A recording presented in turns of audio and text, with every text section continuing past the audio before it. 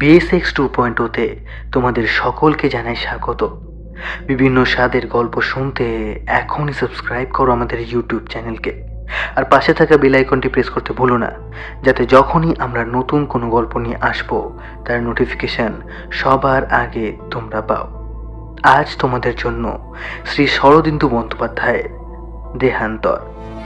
আজকের গল্প পাঠে রাজ চট্টোপাধ্যায়, আংশিক গল্প পাঠে প্রলয়, অন্যান্য কয়েকটি ভূমিকায় শ্বেতা, সূর্য, নীলেশ এবং আমি অরূপ। তাহলে চলো আর বেশি দেরি না করে শুরু করা যাক।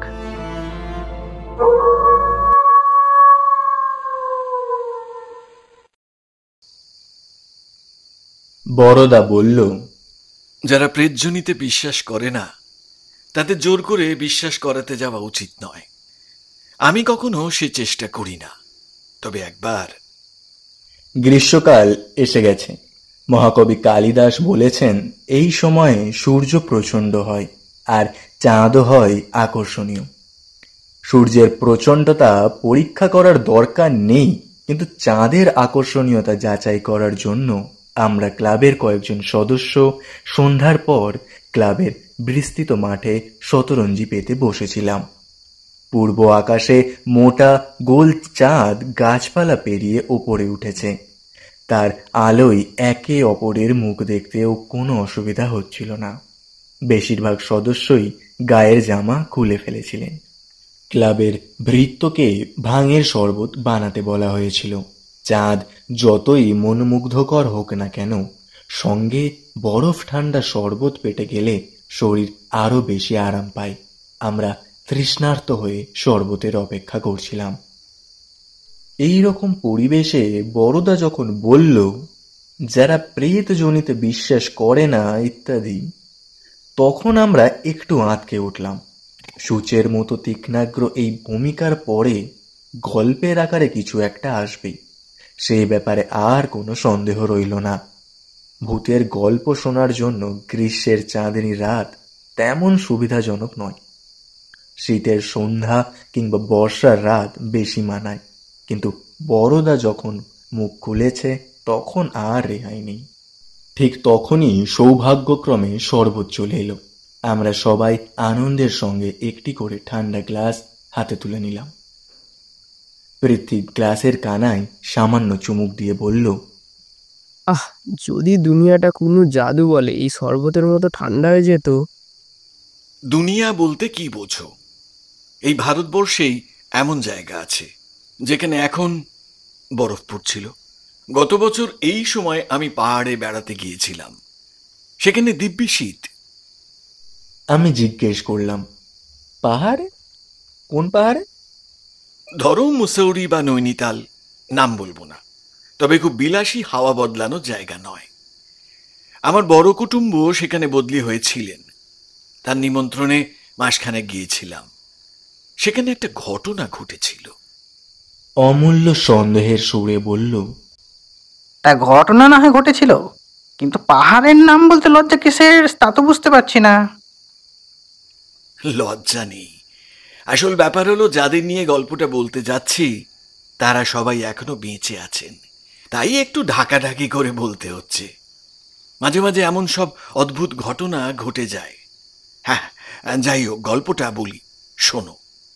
বড়দা শরবতের গ্লাসে একটি চুমুক দিয়ে শুরু করলে, হিল স্টেশনে যারা থাকেন তাদের চালচলন একটু বিলিতি রঙে রঙিন হয়ে যায়। পুরুষেরা বেশিরভাগ সময় কোট প্যান্ট পরেন, মেয়েরা অবশ্য শাড়ি ছাড়েননি, তবে হাব ভাব একেবারে দেশি বলা চলে না। টেবিলে বসে স্বামী স্ত্রীর একসঙ্গে খাওয়া, ডিনারের পর 2-1 পেগ হুইস্কি বা পোর্ট, এসব সামাজিক রীতি হয়ে গেছে। আসলে দোষ দেওয়া যায় না, শীতের দেশে শীতের নিয়ম মেনেই চলতে হয়। শ্যালকের চিঠি পেয়েই আমি পৌঁছে গেলাম। 2-4 দিন কাটতে না কাটতেই শরীর চাঙ্গা হয়ে উঠল। আমার শ্যালক ভীষণ মাংসাশী, বাড়িতে রোজ মুরগি মাটনের আয়োজন চলত। তার উপর সারাদিন পাহাড়ে ঘোরাঘুরি, ফলত ঘন্টায় ঘন্টায় খিদে পেত। জায়গাটা সত্যিই অপূর্ব, যেমন জল হাওয়া তেমনি প্রাকৃতিক দৃশ্য। কয়েকজন নতুন বন্ধুও জুটল। এখানে 10-12 ঘর বাঙালি আছেন, সবাই ভীষণ মিশুকে। নতুন লোক পেলে খুব খুশি হন। এক ছোকরার সঙ্গে আলাপ হলো, নাম প্রমথ রায়, বয়স 25-26, যেমন মিষ্টি চেহারা তেমনি নরম স্বভাব, ভালো সরকারি চাকরি করে। মন আধুনিক হলেও বাড়াবাড়ি নয়। প্রায় রোজ বিকেলবেলা টেনিস খেলে ফেরার পথে আমাদের বাড়িতে আসত। অবিবাহিত বলে একাই থাকে, তাই আমাদের সঙ্গে খানিক গল্পগুজব, 2-1 পেয়ালা চা বা ককটেল খেয়ে সন্ধ্যের পর নিজের বাসায় ফিরত। একদিন কথায় কথায় আমার শ্যালক প্রেতজনির প্রসঙ্গ তুলল। বলল, ওহে প্রমথ, তোমরা তো ভূত প্রেত কিছুই মানো না, কিন্তু আমাদের বড়দা একজন এক্সপার্ট ভূতজ্ঞানী। ভূতের প্রমাণ চাইলে ওর কাছেই তুমি পাবে। প্রমথ হেসে উঠল, বলল, আপনার মতো শিক্ষিত মানুষ এইসব বিশ্বাস করেন? কথাটা সে হালকা ভঙ্গিতে বললেও আমার একটু খারাপ লাগলো। আমি বললাম, শিক্ষিত লোকেরা অনেক কিছুর ওপর বিশ্বাস রাখেন, যেগুলো বিশ্বাস করতে অশিক্ষিত লোকেরা লজ্জা পাবে। যেমন ফ্রয়েডের সাইকো অ্যানালিসিস কিংবা প্যাভলভের বিহেভিয়ারিজম। প্রমথ হাসল। ছেলেটা বুদ্ধিমান, তাই অকারণে তর্ক বাড়ালো না। ভূতের প্রসঙ্গ সেখানেই চাপা পড়ে গেল। আমি পাহাড়ে আসার পর 2 সপ্তাহ কেটে গেল। দিব্যি আরামে আছি। ওজন বাড়ছে, কোনো চিন্তা নেই, গায়ে ঘাম নেই, বিছানায় ছাড়পোকা নেই, খাওয়া, ঘুমোনো আর ঘোরাঘুরি, এই 3 কাজেই দিন রাত কখন কেটে যায় বোঝাই যায় না। জীবনে এরকম সময় খুব কম আসে, আর বেশি দিন টিকে থাকে না। একদিন প্রমথ আমাদের চায়ের নিমন্ত্রণ করল। আমি আর শ্যালক ঠিক সময় তার বাড়িতে পৌঁছলাম। ভেবেছিলাম আর কেউ নিমন্ত্রিত হয়নি, কিন্তু গিয়ে দেখে এক তরুণী বসে আছেন। আগে কখনো দেখিনি। সুন্দরী, তন্নি, লম্বা চেহারা, মুখে একটুখানি বিষাদের ছাপ। সাজগোজ বা প্রসাধনে বাড়াবাড়ি নেই, তবে যত্ন আছে। দেখে মনে হয় বয়স 20-21, হয়তো 2-1 বছর বেশি। শ্যালক খুব আগ্রহের সঙ্গে তাকে সম্ভাষণ করল। এই যে মিসেস দাস যে, কি সৌভাগ্য আমার, আপনার সঙ্গে দেখা হয়ে গেল। তা উনি ধরে নিলেন? প্রমথ তখন মহিলাটির সঙ্গে আমার আলাপ করিয়ে দিল। তখনই বুঝলাম মিসেস দাস বিধবা। শহর থেকে 3 মাইল দূরে হর জটা নামে এক উঁচু পাহাড় চূড়া আছে। জায়গাটা খুব ছোট, মোটে 10-12টা বাংলো আছে। সেখানেই মিসেস দাস থাকেন। হর জটা থেকে শহরে যাতায়াত সহজ নয়, মাঝখানে একটা উপত্যকা পড়ে। তাই যারা ওখানে থাকেন তারা মাঝে মধ্যে শহরে এসে দরকারি জিনিসপত্র কিনে নিয়ে যান। চা কেক খেতে খেতে গল্প চলতে লাগলো। লক্ষ্য করলাম মিসেস দাস একদিকে যেমন পুরোপুরি ধনী, তেমনি শান্ত ও সংযত। তার সুন্দর চেহারায় প্রবল আকর্ষণ আছে, অথচ তার সঙ্গে খুব বেশি ঘনিষ্ঠ হওয়াটা ঠিক চলে না। তিনি খুব সহজভাবেই সবার সঙ্গে হাসি ঠাট্টা করতে পারেন, কিন্তু তাকে নিয়ে বাড়াবাড়ি করার সাহস কারণ নেই। যেন তার কোমলতাই এক প্রকার বর্ম। প্রমথকেও লক্ষ্য করলাম। এতদিন বুঝতে পারিনি যে তার জীবনে প্রেম সংক্রান্ত কোনো জটিলতা আছে, কিন্তু এখন দেখলাম বেচারা একেবারে ডুবে গেছে। কম্পাসের কাঁটা অন্য সময় ঠিক থাকে, কিন্তু চুম্বকের কাছে এলে অস্থির হয়ে যায়। প্রমথর অবস্থাও তাই। তার প্রতিটা কথা, প্রতিটি অঙ্গভঙ্গি বলে দিচ্ছে মেয়েটিকে সে ভালোবেসে ফেলেছে। লজ্জার খাতিরেও সে নিজের অনুভূতি লুকোতে পারছে না। কিন্তু মিসেস দাস তো বিধবা। যতই আধুনিকা হন না কেন, হিন্দু বিধবা তো বটেই। আমি মনে মনে উত্তেজিত হয়ে উঠলাম। পাহাড়ের হিমেল হাওয়ায় এই যে অদ্ভুত রোম্যান্স অঙ্কুরিত হলো, এর পরিণতি কি হতে পারে? চা আড্ডা শেষ হতেই মিসেস দাস উঠে পড়লেন। দিনের আলো থাকতে থাকতে তাকে হর জটায় ফিরতে হবে। যাওয়ার সময় তিনি আমাদের 3 জনকে সস্নেহে আমন্ত্রণ জানিয়ে বললেন, একদিন হরজটায় আসুন না, একটু নিরিবিলি জায়গা, তবে দারুণ সুন্দর। এমন সূর্যোদয় পৃথিবীতে আর কোথাও দেখা যায় না। আসবেন তো? আমরা গলায় ধন্যবাদ জানালাম। তিনি চলে গেলেন। তারপর কিছুক্ষণ বসে আমরা উঠলাম। অতিথি আপ্যায়নে যথাসাধ্য চেষ্টা সত্ত্বেও প্রমথ যে ক্রমে অন্যমনস্ক হয়ে পড়ছে, সেটা দেখে আর তাকে কষ্ট দিতে ইচ্ছে হলো না। বাড়ি ফেরার পথে শ্যালককে জিজ্ঞেস করলাম, কি হে, ব্যাপার কি? ভেতরে কিছু আছে নাকি? শ্যালক আমার দিকে চেয়ে মুচকি হেসে বলল, তুমিও লক্ষ্য করেছো দেখছি। হ্যাঁ, আমি গুজব শুনেছিলাম, আজ চোখে দেখলাম। প্রমথ সাবিত্রীকে বিয়ে করতে মরিয়া হয়ে উঠেছে। ওর নাম বুঝি সাবিত্রী? উনি কি বলেন? যতদূর শুনেছি সাবিত্রীর তাতে কোনো মত নেই। মত নেই মানে? হিন্দু সংস্কারের কারণে নাকি অন্য কিছু? ঠিক বলতে পারবো না, হয়তো কিছুটা সংস্কারের কারণে, আবার হয়তো মৃত স্বামীর প্রতি ভালোবাসার কারণেও থাকতে পারে। আমি জিজ্ঞেস করলাম, স্বামী কতদিন আগে মারা গেছেন? প্রায় 2 বছর হতে চলল। ভদ্রলোক রেলের বড় ইঞ্জিনিয়ার ছিলেন, হঠাৎ দুর্ঘটনায় ট্রেনে কাটা পড়েন। তোমার সঙ্গে পরিচয় ছিল? ছিল, তবে খুবই সামান্য। খুবই রাশভারী জবরদস্ত মানুষ ছিলেন। বয়স আনুমানিক 35 কি 36 হবে। বিয়ের মাত্র 1 বছর পরই মারা যান। মিসেস দাস হরজটায় থাকেন কেন?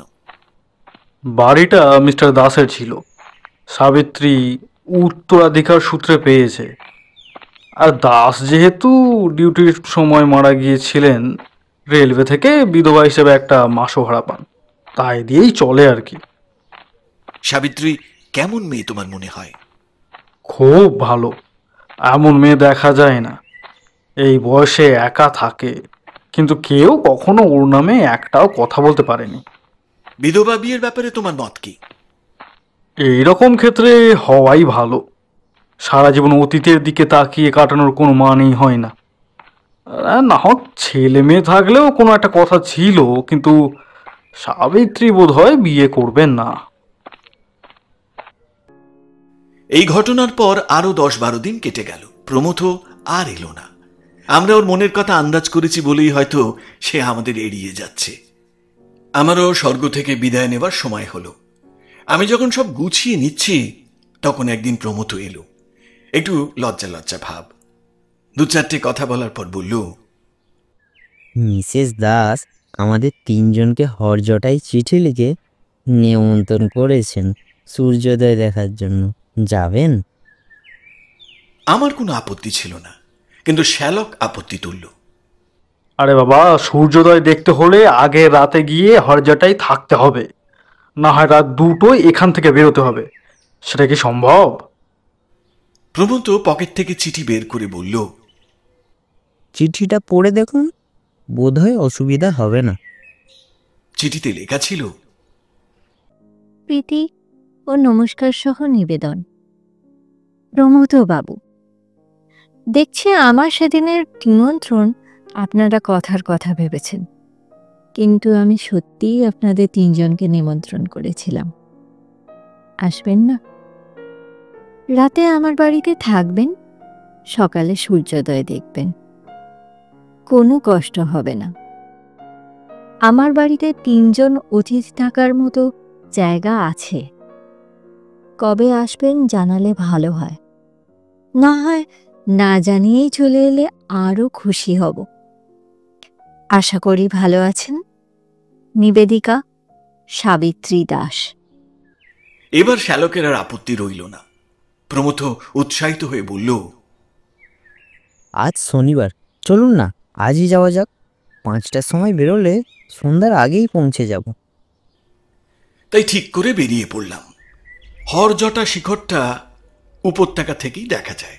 সত্যি হরজটা নামের মানে আছে, যেন ধ্যানমগ্ন মহাদেবের জটা পাক কেটে কেটে ওপরে উঠেছে। তার খাঁজে খাঁজে সাদা বাংলোগুলো ধুতরো ফুলের মতো ফুটে আছে। দারুণ দৃশ্য, কিন্তু সেখানে পৌঁছনোর রাস্তা মোটেও দারুণ নয়। 3 মাইল যেতে পাক্কা 2.5 ঘন্টা লেগেছিল। আমরা যখন মিসেস দাসের বাংলোর সামনে গিয়ে পৌঁছলাম, তখন দিনের আলো ফুরিয়ে আসছে। তবু হরজটার কুটিল কুণ্ডলিতে সূর্যাস্তের আবির লেগে আছে। মিসেস দাস বাড়ির সামনের বারান্দায় ইজি চেয়ারে বসেছিলেন। খুশি হয়ে কলরব করতে করতে আমাদের স্বাগত জানালেন। আমাদের দেখে তার এই আন্তরিক আনন্দ ভীষণ ভালো লেগেছিল। শোনা যায় আসন্ন দুর্ঘটনা আগে থেকেই কালো ছায়া ফেলে তার আগমন বার্তা জানায়। কিন্তু আশ্চর্যের কথা, সেদিন দুর্ঘটনার বিন্দুমাত্র পূর্বাভাস পায়নি। সেই পাহাড়ি সন্ধ্যার গৈরিক আলো মনে হচ্ছিল এ আলো নয়, এক অপূর্ব দৈবী প্রসন্নতা। তার আড়ালে সামান্যতম অশুভ লুকিয়ে থাকতে পারে এমন কল্পনাও করা যায় না। আমার মনে হয় প্রমথও কোনো আভাস পায়নি। মিসেস দাস আমাদের বাড়ির ভেতরে নিয়ে গেলেন। গরম জলে মুখ হাত ধুয়ে ড্রয়িং রুমে গিয়ে দেখি চা তৈরি। বাড়িতে কোনো পুরুষ চাকর নেই। দুটো পাহাড়ি মেয়ে সব কাজকর্ম আর রান্না বান্না করে এবং রাতেও সেখানেই থাকে। হরজটায় এখনো বিদ্যুৎ পৌঁছায়নি। কেরোসিন ল্যাম্পের নরম আলোয় চা খেতে বসেছিলাম। মিসেস দাস চাকরানীদের সাহায্যে আমাদের আপ্যায়ন করতে লাগলেন। ড্রয়িং রুমের দেওয়ালে একটা বড় করা ফটোগ্রাফ টাঙানো ছিল। দূর থেকে ভালো করে দেখতে পাচ্ছিলাম না। চা খাওয়া শেষ হলে তার কাছে গিয়ে দাঁড়ালাম। সন্দেহ নেই, ইনি সেই অকাল মৃত মিস্টার দাস। ভালো করে দেখলাম। চেহারা খুব সুন্দর বলা যায় না, কিন্তু এক ধরনের দৃঢ়তা আছে। চওড়া চিবুকের মাঝখানে খাঁজ, চোখের দৃষ্টি একটু কড়া।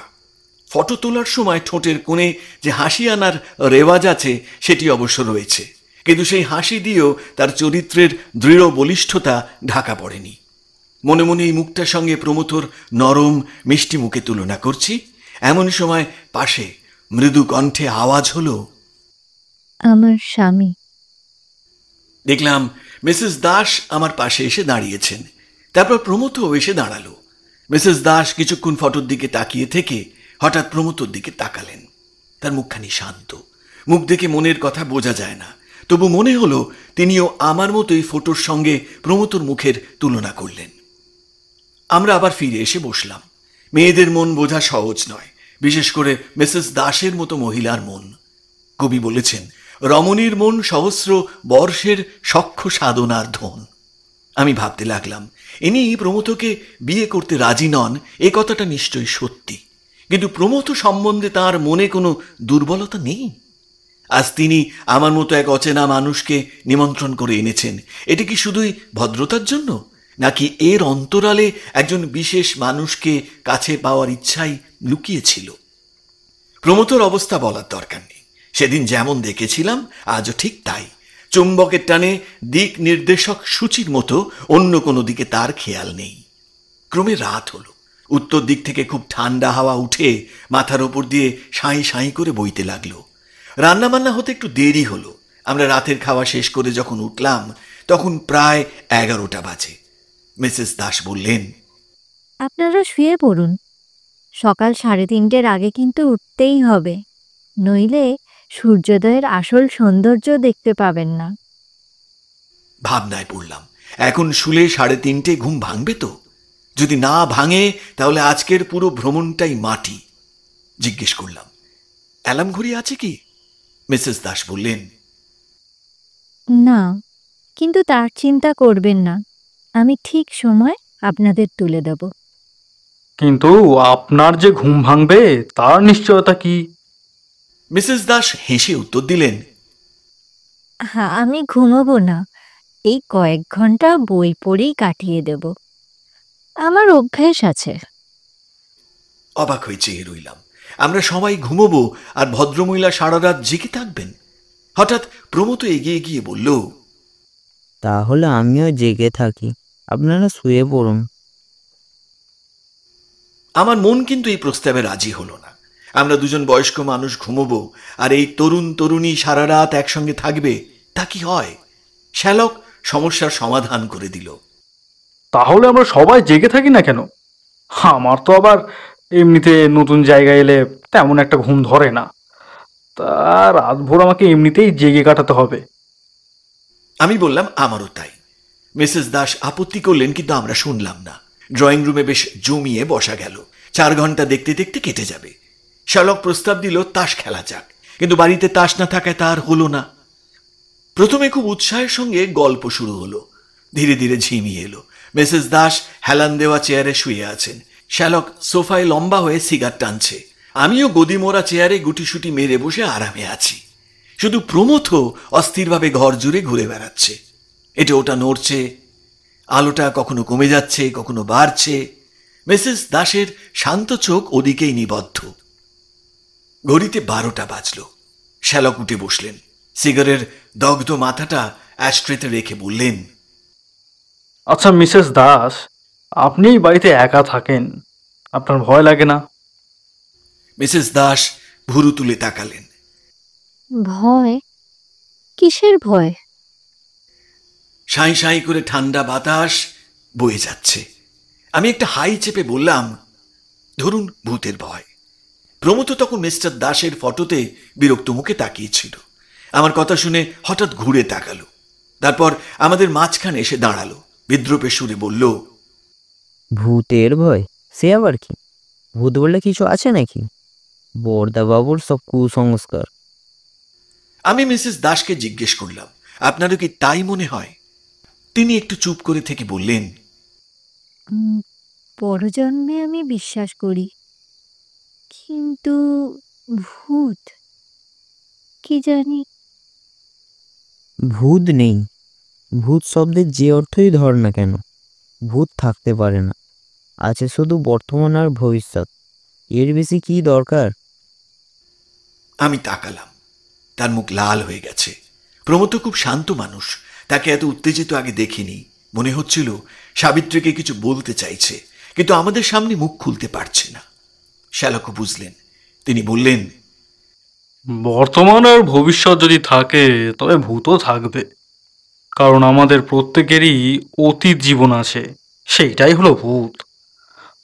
তোমারও অতীত আছে প্রমথ, তাকে এড়িয়ে চলা সহজ নয়, তবে মৃত মানুষের সঙ্গে পার্থক্য হলো ওদের সবটাই ভূত, আর আমাদের কিছুটা বর্তমান কিছুটা ভবিষ্যৎ আছে, এই যা। শ্যালক ভূত শব্দটার দুরকম মানে খেলার ছলে ব্যবহার করছিলেন, কিন্তু প্রমথ সেটা ধরতে পারল না। তার রাগ বেড়ে গিয়েছিল। হাত নেড়ে বলল, এসব ধাঁধা আমি বুঝি না। মৃত্যুর পরে আত্মা যে বেঁচে থাকে, সেটা কি প্রমাণ করতে পারবেন? আমি কিছুই প্রমাণ করতে পারবো না। প্রেত লোকের খবর রাখে বড়দা, ওকেই জিজ্ঞেস করো, ওই ভালো বলতে পারবে। আমি বললাম, দেখুন প্রমথ বাবু, যে জেগে ঘুমোয় তাকে জাগানো যায় না। আপনিও যদি একবার বিশ্বাস না করার সিদ্ধান্ত নিয়েই বসে থাকেন, তবে আপনাকে বিশ্বাস করানো কারোর পক্ষেই সম্ভব নয়। তবে এটুকু বলতে পারি, অনেক জ্ঞানী বিজ্ঞানী মানুষ প্রেত লোকে বিশ্বাস করেছেন, যেমন William Crookes, Oliver Lodge, Conan Doyle. Pramatha মুখ শক্ত করে বলল, দেখুন, আমি বিশ্বাস করি না। যদি দেখাতে পারেন তো দেখান, না হলে শুধু কটা বিলিতির নাম আউড়িয়ে আমাকে কাবু করা যাবে না। আমার একটু রাগ হলো। বললাম, ঠিক আছে, বিশ্বাস না করে আপনার ইচ্ছে, কিন্তু চেষ্টা করে দেখলে ক্ষতি কি? মিসেস দাস, আসুন প্ল্যানচেট করি। তিনি একটু শঙ্কিত হয়ে বললেন, প্ল্যানচেট? ভূত নাগাবেন? বললাম, প্রমথ বাবুর অবিশ্বাস ভাঙানোর আর কোনো উপায় দেখি না, তবে আপনার ভয় করলে আর কাজ নেই। তিনি দ্রুত একবার প্রমথর দিকে তাকিয়ে বললেন, না, ভয় করবে না। বেশ তো, করুন না। আর কিছু না হোক, সময় তো কাটবে। কি কি চাই বলুন? বললাম, বেশি কিছু নয়, শুধু একটা ছোট টেবিল হলেই হবে। ঘরে ছোট একটা টেপায়া টেবিল ছিল। আমি দু চার কথায় নিয়ম বুঝিয়ে দিলাম।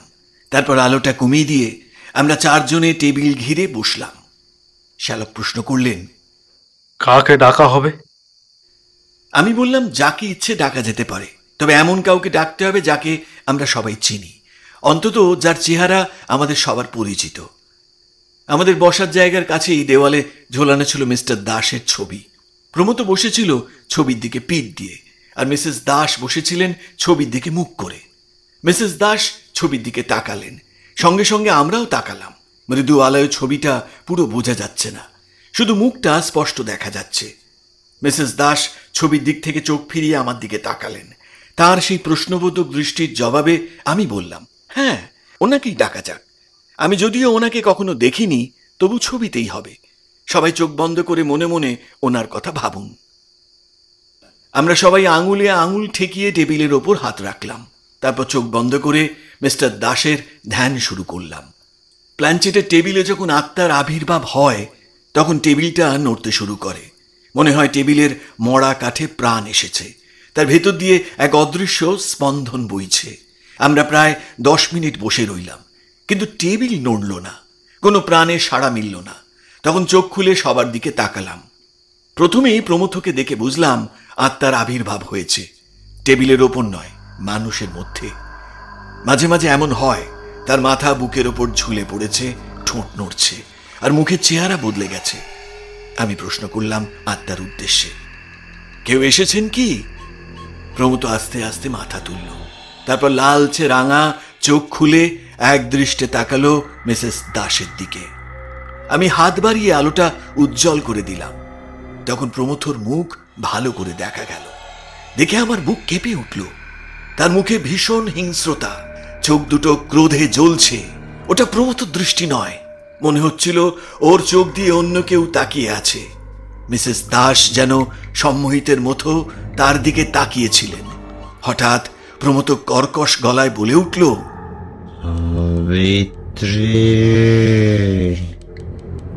তার গলার আওয়াজ বদলে গেছে। মিসেস দাসের চোখ বিস্ফারিত হয়ে উঠল, ঠোঁট কাঁপল। হঠাৎ তিনি চিৎকার করে উঠলেন,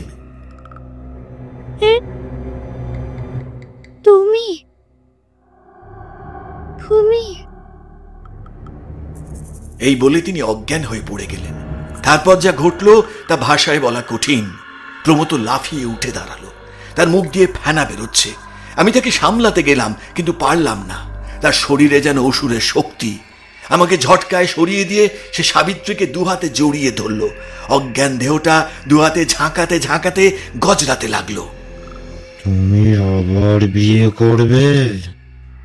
না, তা আমি কিছুতেই হতে দেব না। তুমি শুধু আমার, শুধু আমার। ভাবুন তো, প্রমথর মুখ দিয়ে সব কথা বেরোচ্ছে, কিন্তু ভাববার সময় তখন নেই। আমি আর শ্যালক মিলে প্রাণপণে তাকে টেনে আলাদা করলাম। এই সময় পাহাড়ি চাকরানীরা হইচই শুনে ছুটে এলো। তারা মিসেস দাসকে তুলে সোফায় শুইয়ে দিল। আমরা মিলে প্রমথকে টেনে স্নান ঘরে নিয়ে গেলাম। সেখানে তাকে মেঝেতে ফেলে একের পর এক বালতি জল ঢালতে লাগলাম আর বলতে লাগলাম, আপনি চলে যান, চলে যান। কিন্তু সে দাঁত ঘষে বলল, যাব না, সাবিত্রীকে বিয়ে করতে দেব না। আমরা জল ঢালতে লাগলাম। ক্রমে তার গলার আওয়াজ ঘোলা হয়ে এলো, হাত পা ছোঁড়াও থেমে গেল। আধ ঘন্টা পর আমরা তাকে চ্যাংডোলা করে এক খাটে শুইয়ে দিলাম। তখন আর শক্তি নেই, তবু বিড়বিড় করছে, দেব না, দেব। আমি শ্যালককে তার কাছে বসিয়ে ড্রয়িং রুমে গেলাম। দেখি মিসেস দাসের জ্ঞান ফিরেছে। দেখে তিনি ভয়ার্ত গলায় কেঁদে উঠলেন, কি হলো বর্ধবাবু, কি হলো? মেয়েদের মনের একেবারে ভেতরের কথা যখন প্রকাশ পেয়ে যায়, তখন তাদের আর লজ্জা বা ভয় থাকে না। সেই সময় কান্নাই তাদের একমাত্র আড়াল।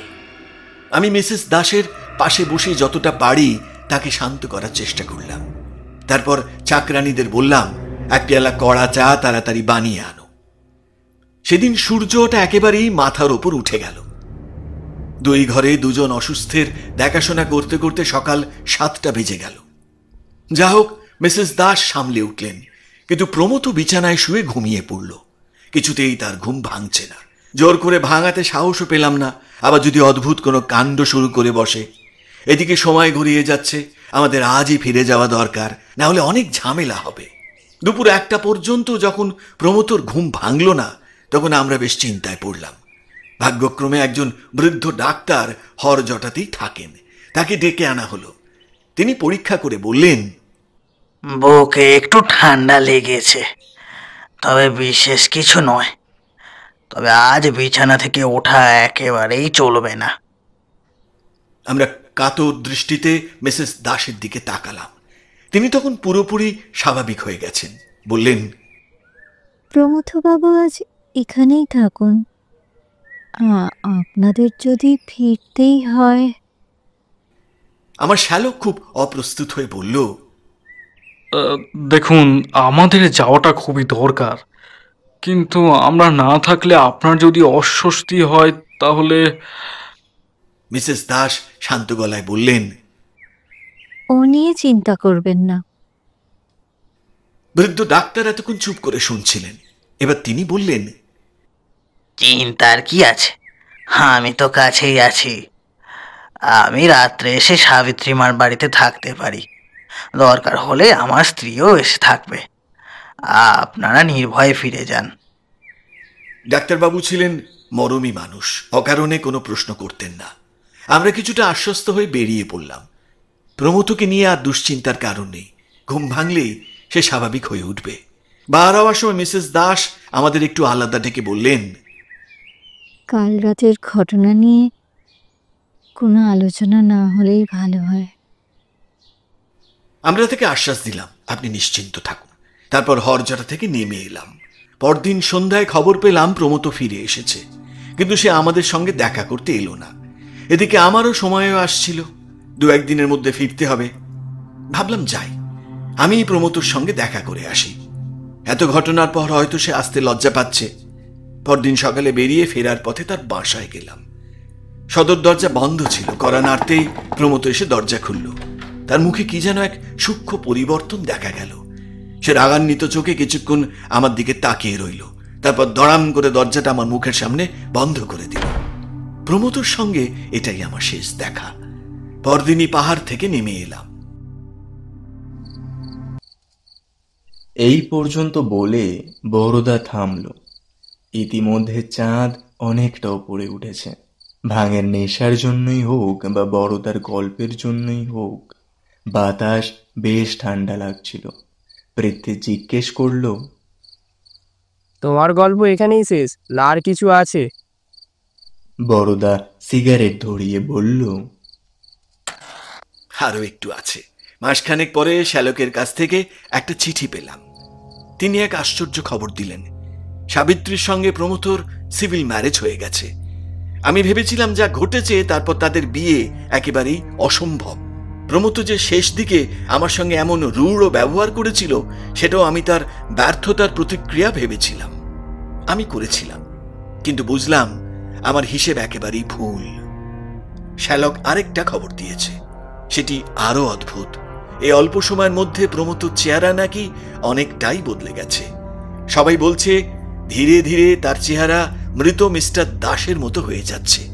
এমনকি তার চিবুকের মাঝখানেও একটা খাঁজ দেখা দিয়েছে। সিগারেটে লম্বা টান দিয়ে বড়দা বলল, এতক্ষণ আমি শুধু ঘটনাটা বললাম, নিজের কোনো টিকা টিপ্পনি দিইনি। এখন তোমরাই বলো ব্যাপারটা কি? মিস্টার দাসের প্রেতাত্মা কি প্রমথকে তার দেহ থেকে তাড়িয়ে দিয়ে নিজে কাহিনী হয়ে বসেছে এবং নিজের বিধবাকে আবার বিয়ে করেছে, নাকি অন্য কিছু? আমরা কেউ উত্তর দিলাম না। বড়দা তখন নিজের মনেই যেন বলল, যদি তাই হয় তাহলে প্রমথর আত্মাটা কোথায় গেল? কি হলো তার? হঠাৎ আকাশে এক দীর্ঘ আর্ত কর্কশ চিৎকার ভেসে উঠল। আমরা চমকে মাথা তুলে তাকালাম। দেখলাম বাদুড়ের মতো একটা পাখি চাঁদের ওপর দিয়ে উড়ে যাচ্ছে, কালো ত্রিকোণ পাখা মেলে। পাখিটা ধীরে ধীরে সরে গেল। আমরা কাঁটা দেওয়া শরীরে তাকিয়ে রইলাম।